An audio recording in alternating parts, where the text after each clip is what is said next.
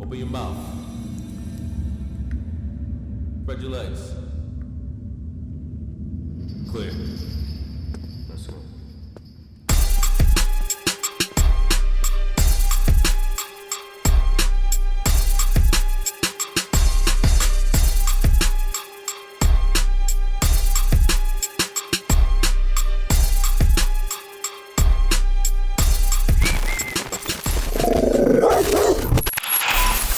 Yo, what up, what up? It's your boy Pistol. Welcome back to Dog in the Yard. You know what I'm saying? As you can see, people going back and forth from the city still. This is the city that never sleeps. We in that Brooklyn Bridge. And with that being said, we got Mac in the building. Mac been, in and out, hustling and doing his thing, to survive and all that. He come from a Caucasian mother, black father. He breaks it down, the changes that he went through and all that, upbringing and all that. And with all that being said, let's get right to it, man. You already know it's your boy Pistol P. Dog in the Yard.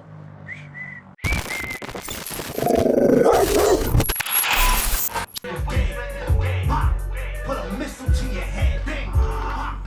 We get into this branch.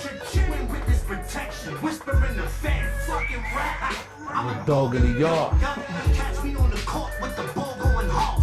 Straight to the hole. We ain't passing it the bench now. 6 Chief and Mermaid. Meet me at the headquarters. We at the bank and we only make the pots. The whole team Ching, ching. Holding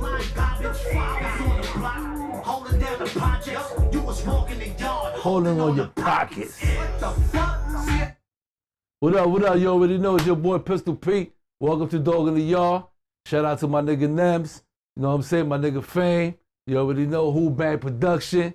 That track is crazy. We loving it. You already know I have to play that. I'm going to play that all the motherfucking time we do my shows. You already know. Shout out to my nigga Trap. MIA, you already know. K.A.R. And with that being said, I want to introduce y'all to Mac. What's up, Mac? Welcome to Dog in the Yard. What up? What's good? Welcome. Thanks for having me, man. Mac from Brooklyn, by the way. You already know Brooklyn in the building. Facts, man. What's up, man? How you doing, brother? Bushwick, Linden. We in the building. What's going on, Where you man? from in Brooklyn? Bushwick. Okay. Bushwick, between Evergreen and Central. Linden between Evergreen and Central. Okay. But I'm a man of the world. I grew up in Harlem, Bushwick, upstate New York, in the penitentiary. Okay. How much time you done, man? I got 3 state numbers. So altogether, from 1999 to 2019, I was either in somebody's prison or jail for 20 years. You know what I mean? I've been off paper for 5 years, for paralegal, wore my way out 3 times, got plenty of dudes out, you know what I'm saying? I got a private practice now, bro. I do work on the private side now, I really do the public law no more, you know what I'm saying? There's 2 laws named the state of New York after me, you know what I'm saying? Now the question is this: what got you to go to jail so many times? And so 3 different So state my bids? pops, You know my what I mean? father, Like, how was your upbringing and all that? Like, my mom's from Taft Projects, she's from the Bronx, she's a white woman. Okay. My father's black, you know what I'm saying? He's from the dirty South, but came up to New York back in the early 70s, you know what I'm saying? Was a pimp, drug dealer, you know what I mean? My story's not really unique, you know what I mean? Where I'm at is unique today, you know what I mean? But Absolutely. So I had a white mother. I grew up in a white household. I have a biracial family. I have another sister who's mixed like me, and then I have another sister who's got blonde hair, blue eyes. Ooh. You know what I'm saying? So I grew up in a dysfunctional household. I was a nigga every other day, you know what I mean? My mom didn't really know what to do with a black child, you know what I mean? They're Italian, you know what I'm saying? My white side of the family's from Italy, so my grandfather didn't really accept me growing up, you know what I mean? He didn't really accept a white girl having a black child, you know what I mean? But it's so crazy because I'm saying, ain't Italian? They bred by, yeah. Italian's not really white, really. Right? Like, I mean, I don't know. So I'm weird, right? It's crazy, right? So I'm gonna expose a little bit right here. So go ahead, man. It's just so I'm like. Yeah. So historically, for those who don't know, Sicily was conquered by Hannibal, right? Right. Who was a Moor. Right. Okay. And I leave it at that. So they say Italians don't like, or Sicilians don't like the history because they say it was bred by niggas. You know what I'm saying? And just a quick history on the word nigga. Nigga is actually a vibration and a frequency, right? It comes from the ancient Kemetic sound of soul or spirit. You know what I'm saying? So people hear that word and they did a reverse frequency with it and made it sound like it was something bad. You know what I'm saying? So when they hear that word nigga or naga, they really don't understand the history of the word. You know what I mean?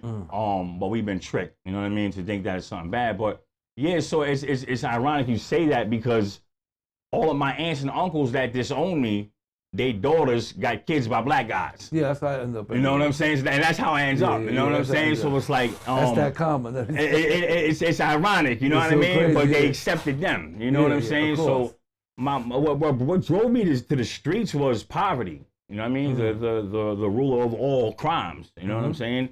98% of people convicted in this country are in prison, other than pedophiles and rapists. You know what I'm saying? Or even murders, or usually monetary fueled. You know what I'm saying? There's some type of compensatory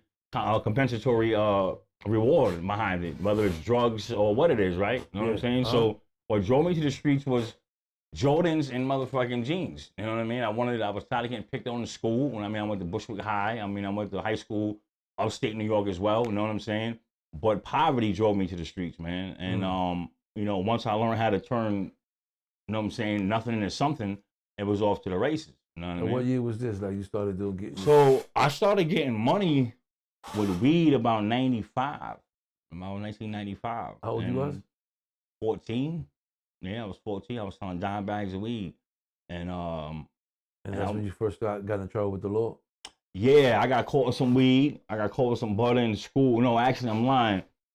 I had got some LSD from somebody else, and I sold it to a kid, and he bugged out in class and told on me. You know what I'm saying? And they had put me on. I don't know if you remember back in the '90s. I'm 41. I'm an '80s baby. I was born in '81. They had that PINS program. Person needed supervision. Your parents put you on probation or whatever. You know what I'm saying? They get the people involved on you. You know what I'm saying? Not knowing how to handle their children. Okay. So that's what my mom did. And I did pretty good because I love my mom. I didn't want to leave home. You know what I'm saying? Mama love home was a spot. You know what I'm saying? So I kind of got my act together from that part. No, I didn't. I just got smarter.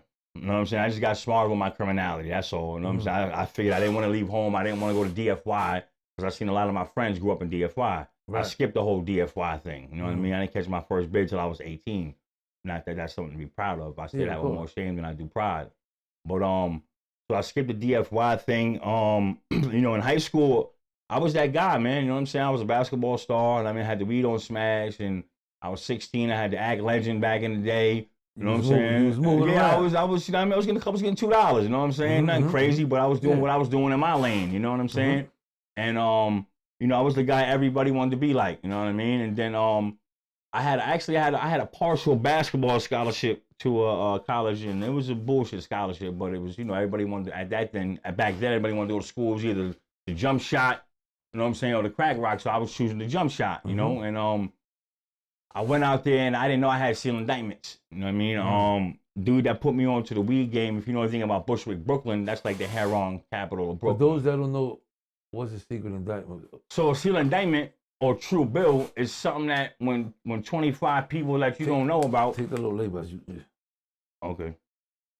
So 25 people get together, or the district attorney, right? Your local district attorney gets together, and then they get an investigation on you, right? Right. Investigation, basically, we all know what that is. That's when a bunch of cops get together and decide enough people have came and told on you enough to where they have enough probable cause to now get paid to go follow you around. You know what I'm saying? Because that's when the investigation starts, right? When enough people come in the precinct running their mouth about you, saying you doing something in the neighborhood or wherever you at, rural area, doesn't matter. You know what I mean? And then what they do is they convene secretly behind your back a certain day of every week. Every county is different. They subpoena them or summon them, and they come show them evidence, or what they call evidence, right? Or proof, or documents, or affidavits, so on and so forth. And these 25 people are supposed to be of your peers. They then agree upon whether or not you should be arrested and then brought through what they call the Judas system, or I call it Judas system, or they call it justice system. You know what I'm saying? So that's what a seal indictment does, but you don't know about it until 4 hours after your arrest. After they come kick your door in with flashbangs at 5 a.m. So that's what happened to you. That's what happened to me at 18. Yes, at 18, I fucked up a basketball scholarship. I had made 2 seal indictments. Matter of fact, my cousin was on your show last night. Shout out to Sire, T.O. Records. It's ironic because he had just came home from his first bid and was really putting, because I was the bud guy, right? So he put me on to the crack game.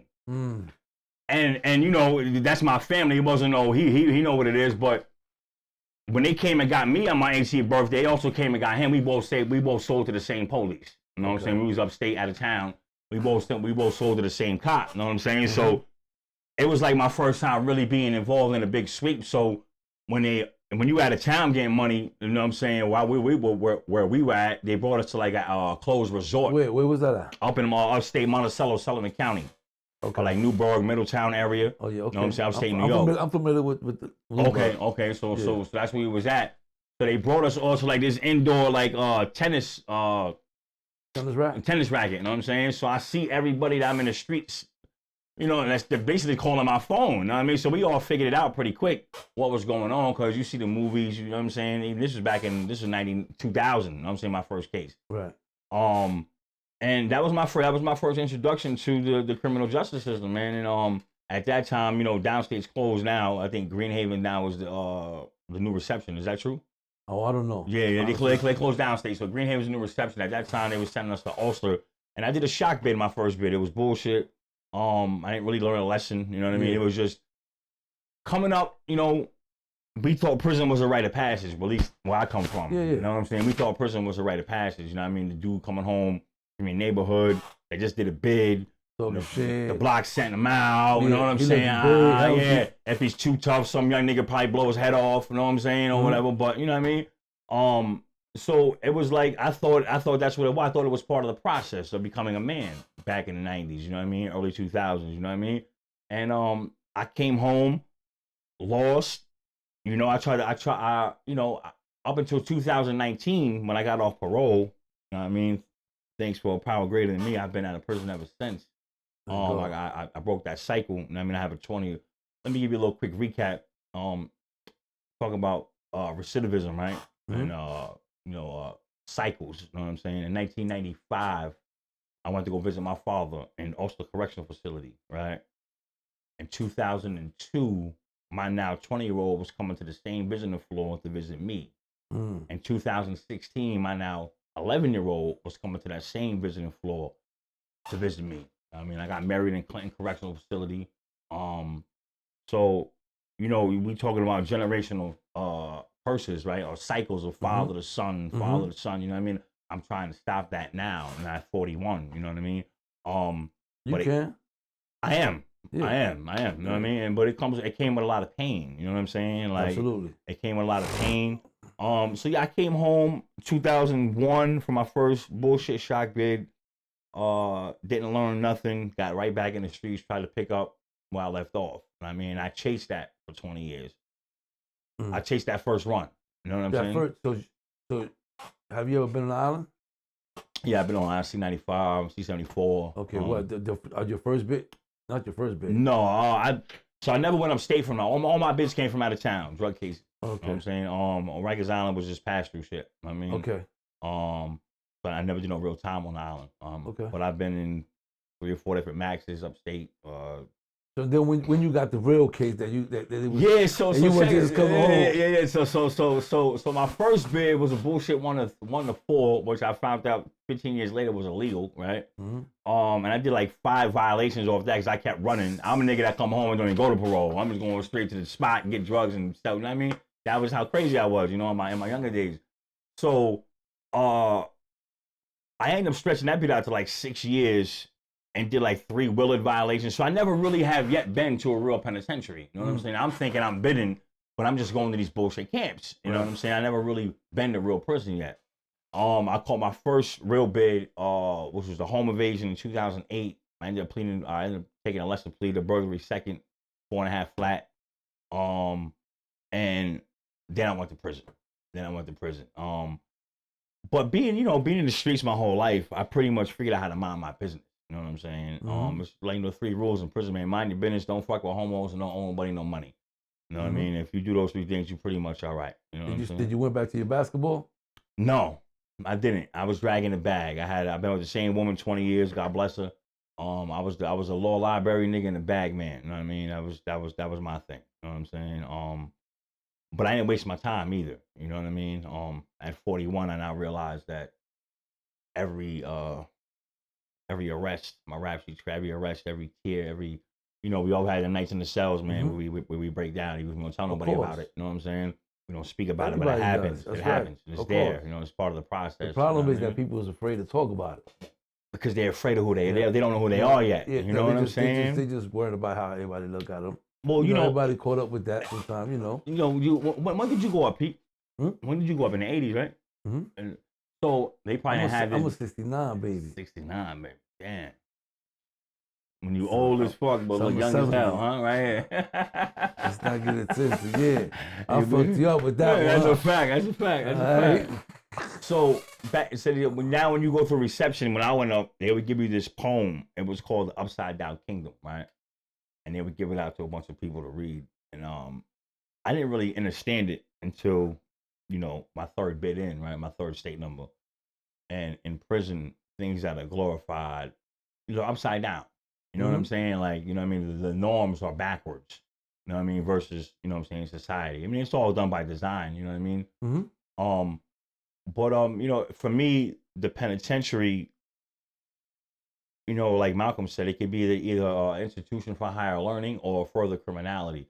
I did both. You know what I mean? I was always respectful dude. I mean, I minded my business, and I tried to gain something out of it. You know what I mean? I just didn't sit in there. See, my thing was this, right?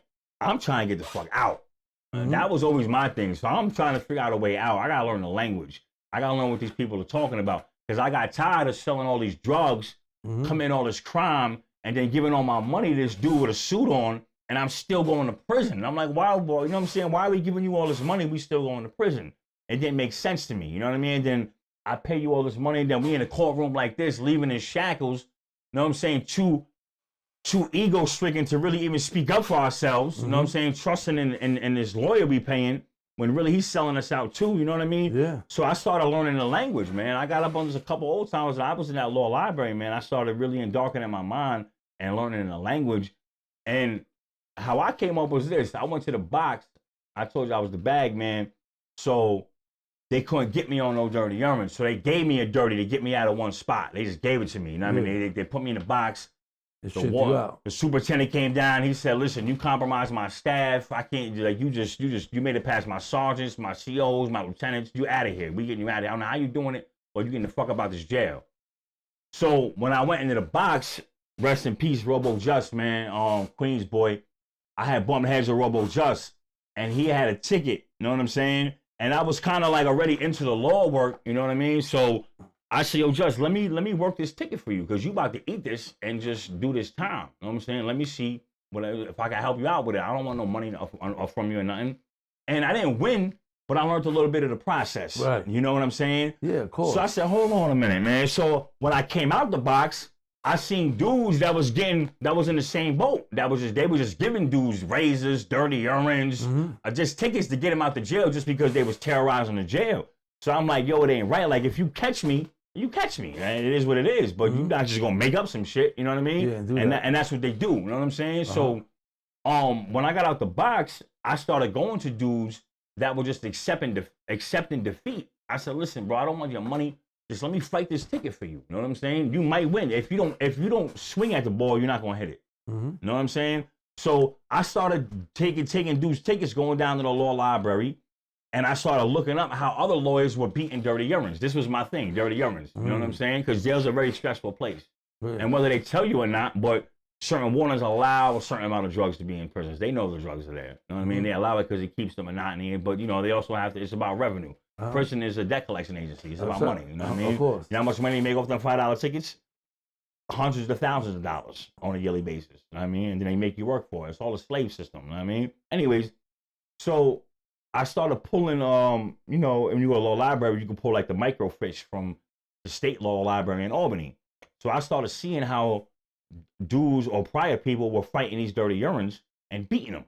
You know what I'm saying? Whether it was the chain of custody, regardless what the technicality was. You know what I mean? So I started beating dudes' tickets for their dirty urines and getting their good time back. So now dudes are going home 90 days earlier, 6 months or whatever. That's a blessing, man, when you was doing your thing. You know what I'm saying? You so say, okay, I got you. So now I'm like, oh shit, I'm on to something now. You know what I mean? So I took my hustle from the streets, you know what I mean? Because I sold drugs hard. Whatever, I wasn't a regular nigga at anything I did. I always did shit to the extreme, you know what I'm saying? So I took that and I applied it to the law. Mm. And I was pretty successful at it, man. Or depending on your definition of success. I don't gauge my success on Pradas and jewelry. You know what I mean? Yeah, I don't do that. I mean, at 41, it took me a long time to realize that. You know what I'm saying? So I started helping people out, man, and the satisfaction was knowing that just someone was going home a little bit earlier. Yeah, you understand what I'm saying? To get back to their family. And that all changed for me. In like around 2015, man. So 2012, I came out December 1st, 2011 on my CR from that home invasion. Well, I covered out the burglary. And I was home 4.5 months, and I caught a heroin charge, trafficking charge. Mm. And I had just, I had inherited a home. My father had, my step-pops had died, left my mom at home. I was part of the estate. You know what I'm saying? Mom said, gave me the house. I was trying, I was on work. I was trying to do too much I was spreading myself too thin. You know what I mean? I ended up losing everything. I was bitter. I didn't know how to deal with my emotions. You know what I'm saying? All these emotions they teach us in these programming centers, i.e. called schools. You know what I mean? They teach us these emotions. They don't teach us how to deal with them. You know what I mean? So my ego and my pride was getting in the way, and I felt like I wanted to go back. I felt like the game owed me something. You know what I mean? I did this time. I went to prison. I did this. My wife's been through this. My kids sacrificed. You know what I mean? I've traumatized my family. I really felt that way. I mean, that's another illusion. And the game don't owe me shit. You know what I mean? But I felt like the game owed me something. So I said, fuck that. I'm going to flood the streets with some more drugs and get my house back and everything they took from me. And they locked my ass back up again. You know what I mean? So, it all changed for me around that time, man. I caught another conspiracy case. But the conspiracy case I caught wasn't what I was involved with. It was just talking to the wrong motherfucker on the phone. Mm. You know what I'm saying? 2 phone calls. But I was out on appeal bail while I caught the conspiracy. So they really just jammed me up just so I could take the plea on the appeal case. Right. You know the shit they do. You know what I'm saying? I ended up laying up 18 months, beat that, lost a lot of good people in the midst of that battle. You know what I'm saying? It was like 32 of us, 27. You already know how that goes. They all told. They're using a Fed case. No, so it was a Fed case. It was a Fed case. For some reason, Feds dropped it, gave it back to the state. The state didn't want to let it go and indicted us anyway. Come to find out, the informant ended up committing suicide. That's crazy. He set a bunch of good dudes up and then shot up and killed himself. He couldn't face because this was a solid dude that turned, and he couldn't face the wrath. Good dude, I knew him from childhood, man. Up until he told he was a solid dude, you know what I'm saying? Right. So he set a lot of good dudes up and then committed suicide. So that's why the feds end up turning the shit over to the state. See, these people play with numbers. The states know, well, listen, we'll grab 35 of them, 25 of them going to tell, the other 8 going to cop out, and we still going to get some money out of them. So, you know what I mean? So that case ended up turning over to the state. I laid up 18 months. I beat it. And I got out 2019. I've been off paper ever since. Okay. And I've been doing my thing, man. You know what I'm saying? I do privatized legal work, getting people out of child support. Child support's unconstitutional. People don't know that. You know what I'm saying? Not only is it unconstitutional, you can get every dollar you ever paid in child support back. The child support you pay goes in the judge's retirement funds. There's a white man at the top of that chain getting money out of your child support family. So we need to really expand our minds to the language, you know what I'm saying, that these people use.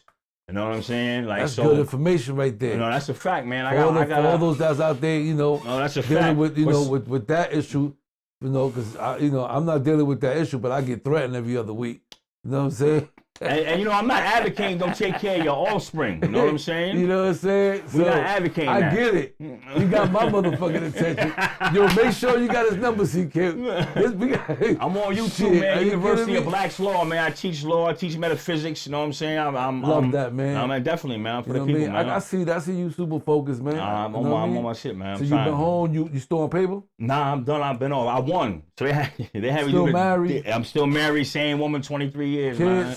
20-year-old, he teaches too. He's woke. He's conscious. I got a 12-year-old, man. Oh, man, I'm blessed, beautiful. man. I'm blessed, man. I That's still got my health. man. I'm good, man. Man, you know what, man? It was dope, man. I'm happy that, you know what I mean? Like, I know you're a super educated brother, man. Thank you. And I appreciate you bringing that knowledge. No, I appreciate you having me, man. That's what it's about. You know what I'm saying? It's about networking, man. To show the world that, now you don't go to jail and got to be in the yard. You know what I'm saying? You got choices. You know what I'm saying? You can always go to jail and educate yourself and say, you know what, I'm gonna do this when I'm here and I got all this time, so I will never have to come back. That's you know what I'm saying? So those, you know, so with that being said, you already know, man. You know, but when you gotta go to the yard, you gotta go to the yard, though. Of course, I mean the yard's always gonna be there. Yard's always gonna be there. That's right. You know what I mean? The yard's always gonna be there. Always. We're gonna leave, come back, be gone. Yard's gonna be there. That's a fact. You know what I'm saying? So with that being said, fuck that. We don't want to be in the yard. You know what I'm saying? We want to be out here. You know what I'm saying? One last question. What you think about prison reform? I think it's a joke. I think it's a joke because people don't know the real history of this country. And this is all factual, peer-reviewed science. Okay, and I don't speak nothing but facts. I'm not on here to lie. Mm-hmm. So Black and Puerto Ricans don't have DNA. We have what they call DEA. It's called deoxyetheric acid. Okay. So people who are locked up, if you're Black or Puerto Rican, we're the same people. They just switch the names. Okay. It's been paper genocide for a long time. Mm-hmm. All right. Genetically, Black and Puerto Ricans are the same people. So prison reform, I think, is what the civil rights was, a joke, because America is not a place, brother. You cannot go to America. America is not a geographical location. You can't see it. You can see it, you can touch it. America is a corporation. The definition of America is a federal corporation. It's a company, no different than Walmart or Burger King. You know what I'm saying? So first of all, we have to find out where the fuck are we at before we start talking about prison reform, because before 1492, there was no prisons on this land. They got y'all thinking that our ancestors slept in teepees and leather huts and shit. We had castles. They turned all our castles into prisons and state buildings. Yeah, we had castles. You understand what I'm saying? So I know, I'm here. We first have to find out where we at and who we are before we can really get to the real issue of prison reform. We was actually kings and all that. That's a fact. That's a fact. You understand what I'm saying? So America's not a place. You, this is the kingdom of Morocco. You know what I'm saying? We didn't have prisons here. We were peaceful people. You understand what I'm saying? The whole system created the need for prisons, brother. You know what I mean? And this is facts. This is not my opinion. This is not my view. This is not my feeling. This is historical facts. This is not his story. This is our story, which is the mystery. You know what I'm saying? And that's the topic for a whole nother discussion.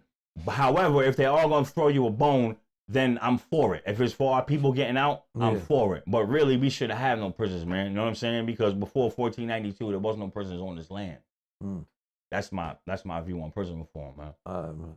Respectfully. Absolutely. Respectfully. Appreciate having you, man. No doubt. You know what I mean? You already know, Matt. Definitely. Matt from Brooklyn, man. You already know. It's your boy Pistol Pete. You already know. We out of here. Dog in the yard. Peace.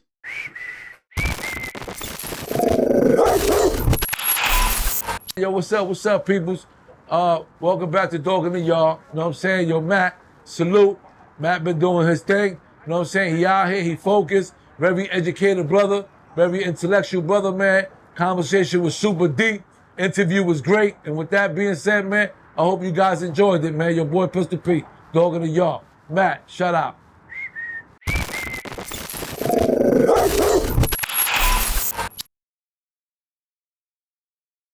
Look, is you dumping or you dipping? Which one? I'm with the gang. Is you blunting or you crippin'? Throw it up, shots bang. You gon' slug them or you clip 'em? Call whoever you want. That shit won't make a difference at all, pussy. You hear that whistle?